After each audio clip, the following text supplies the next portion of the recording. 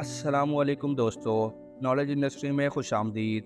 दोस्तों, पाकिस्तान की साहिली पट्टी को इस वक्त शदीद ख़तरात लाहिक हैं क्योंकि समुद्री तूफ़ान बेपर जॉय बहिरा अरब के साहिल पर तबाही मचाने की तैयारी में है। समुंदर में गर्म हवाएं साइक्लोन को जन्म देती हैं। गर्म हवा ऊपर उठती है तो ये बादल की शक्ल इख्तियार कर लेती है, जिसकी वजह से पीछे खला पैदा हो जाता है। इस खला को पुर करने के लिए जब ठंडी हवा हरकत में आती है तो इस वजह से गर्म हवा गोल दायरे की शक्ल में घूमना शुरू कर देती है। यही साइक्लोन कहलाता है। आज हम इसी साइक्लोन, जिसे बेपरजॉय का नाम दिया गया है, के बारे में आपको मालूमात देंगे कि कब तक इसके कराची से टकराने का ख़तरा मौजूद है और कौन से इलाके इसकी जद में आ सकते हैं। नाजरीन, बेपरजॉय तकरीबन कराची से 300 किलोमीटर से भी कम फासले पर मौजूद है और मुसलसल कराची की तरफ बढ़ रहा है। ये साइक्लोन बहुत ख़तरनाक होते हैं और बहुत बड़े पैमाने पर तबाही मचा सकते हैं। साइक्लोन समुंदर में बनना शुरू होते हैं और इनकी वजह से समुंदर में बहुत ऊंची ऊंची लहरें बनती हैं, जिसकी वजह से समुंदर में मौजूद कश्तियों और बड़े बड़े बहरी जहाज़ को भी नुकसान होता है। बहुत से साइक्लोन समुंदर के अंदर ही रहते हैं और वहीं ख़त्म हो जाते हैं और ज़मीन तक नहीं पहुंच पाते। लेकिन अगर ये साइक्लोन अपनी पूरी शिद्दत के साथ ज़मीन से टकरा जाएं तो बहुत बड़ी इमारतों को भी खाक में मिला सकते हैं।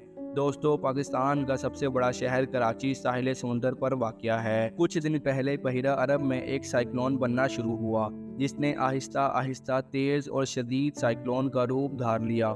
कई दिन तक ये तूफ़ान शिद्दत इख्तियार करता रहा और बिल आखिर 6 जून को ये साइक्लोन की शक्ल इख्तियार कर गया।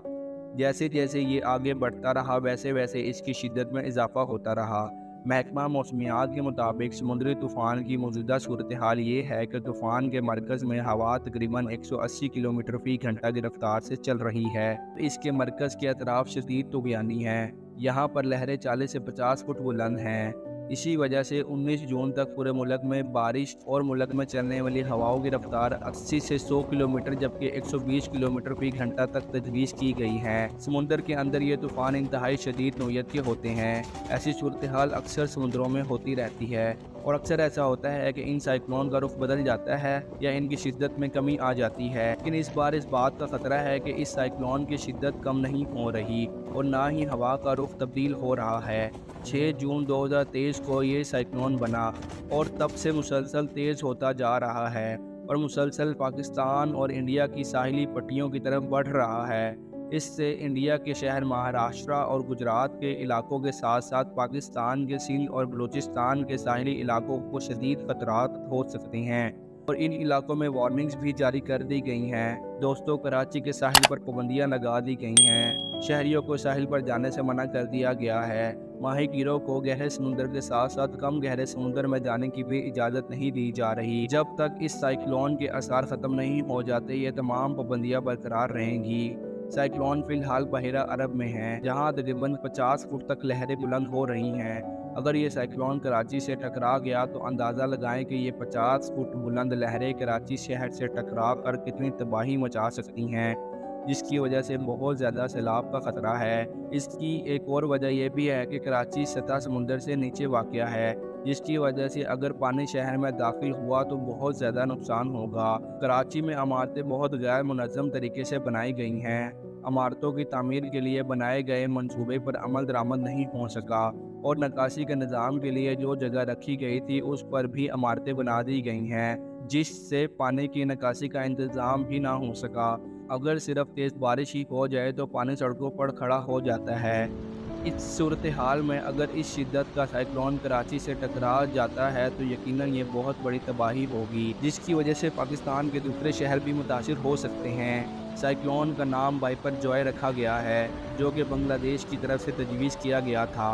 ये तूफ़ान पाकिस्तान और इंडिया के बहुत से इलाकों में तबाही मचा सकता है। खदशा ज़ाहिर किया जा रहा है कि यह तूफ़ान पाकिस्तान के केटी बंदरगाह और इंडियन गुजरात के तकरीबन 150 किलोमीटर के दायरे से टकराएगा। ये इंतहाई ख़तरनाक तूफ़ान है और खदशा ज़ाहिर किया जा रहा है कि ये इतनी ही शिद्दत के साथ पाकिस्तान और इंडिया के साहिली पट्टियों से टकराएगा। ख़तरनाक समुद्री हवाओं की वजह से ठट्ठा, बदीन, सजावल और हैदराबाद में ख़तरनाक बारिशों की पेशगोई की गई है। اگرچہ یہ طوفان براہ راست نقصان نہ بھی پہنچائے مگر اپنے ساتھ لائی گئی تیز ہواؤں اور بارشوں کی وجہ سے کافی نقصان کا سبب بن سکتا ہے۔ اس سمندری طوفان وائپر جوئے سے سندھ میں تقریباً 60,000 افراد کو متاثر ہونے کا خدشہ ہے۔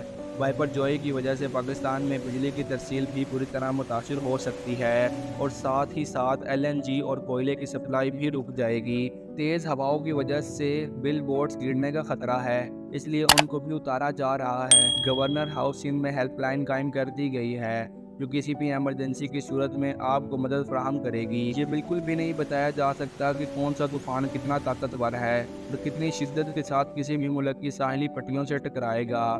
اس کی صرف سمت کا اندازہ لگایا جا سکتا ہے، جس سے فائدہ یہ ہوتا ہے کہ پہلے سے ہی حفاظتی انتظامات کر لیے جاتے ہیں۔ وائپر جوئے ایک سائیکلون ہے جو کہ بحیرہ عرب میں دوسری مرتبہ سمندری طوفان کی صورت میں آیا ہے۔ 2023 میں بحیرہ عرب میں آنے والا پہلا طوفان موچا تھا جو بنگلہ دیش اور میانمار کی ساحلی پٹیوں سے ٹکرایا تھا، جس سے تقریباً 719 افراد زخمی اور 109 افراد لاپتہ ہو گئے تھے اور ساتھ ہی ساتھ تقریباً $1.5 ملین کا نقصان ہوا تھا۔